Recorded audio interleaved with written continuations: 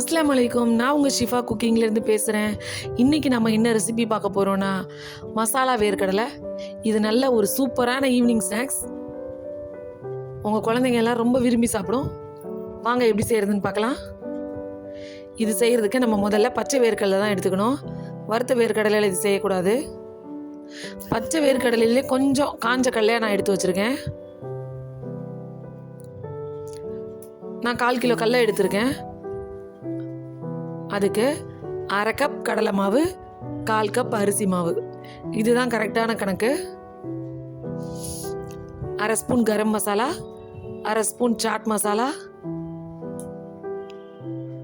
1 spoon மிளகாத்தூள், 1 spoon chilli flakes. உங்களுக்கு காரம் கம்மியாக வேணும்னா நீங்கள் சில்லி ஃப்ளேக்ஸ் 1/2 ஸ்பூன் ஆக்கிக்கோங்க. 2 கொத்து கருவேப்பிலை.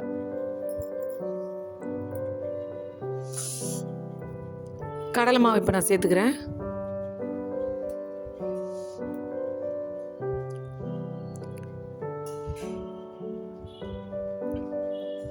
இப்போ 1/4 கப் அரிசி மாவும் அதில் சேர்த்துடுறேன். மிளகாத்தூள், சில்லி ஃப்ளேக்ஸ்,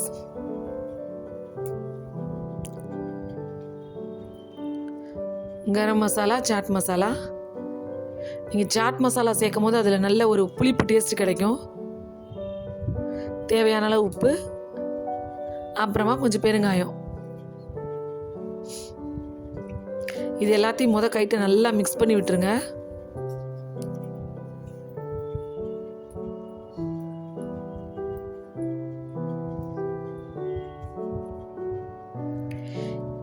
இப்போ இதில் கொஞ்சம் கொஞ்சமாக தண்ணி சேர்த்து நல்லா பிசைஞ்சுக்கோங்க.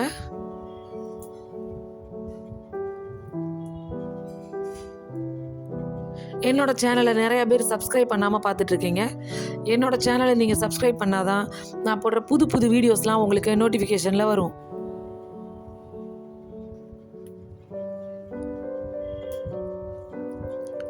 நான் இதில் கலர் பவுடர் சேர்க்கலை. உங்களுக்கு எக்ஸ்ட்ரா கலர் தேவைன்னா நீங்கள் கேசரி பவுடர் சேர்த்துக்கோங்க.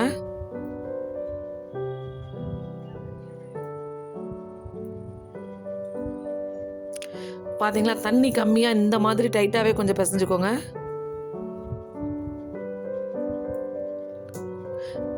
இப்போ நான் அடுப்பில் ஒரு கடாயில் எண்ணெய் நல்லா காய வச்சுருக்கேன். அந்த சூடான எண்ணெயிலேருந்து 1 ஸ்பூன் எடுத்து இதில் நல்லா சேர்த்துக்கோங்க. எண்ணெய் நல்லா சூடாக இருக்கணும். சூடாக இருக்குது, பார்த்து பிசைஞ்சுக்கிறேன்.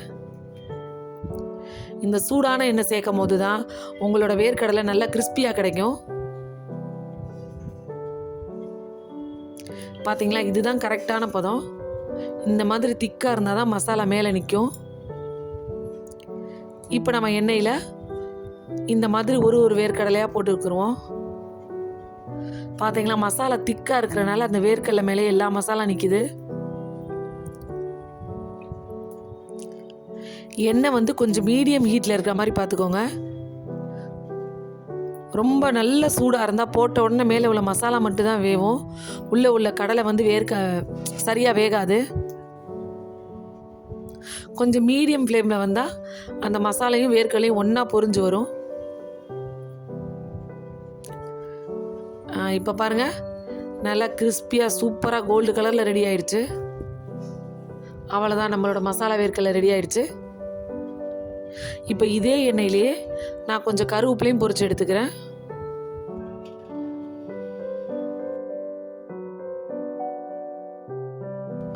அவ்வளோதான், நம்மளோட காரசாரமான மசாலா வேர்க்கடலை ரெடி ஆயிடுச்சு.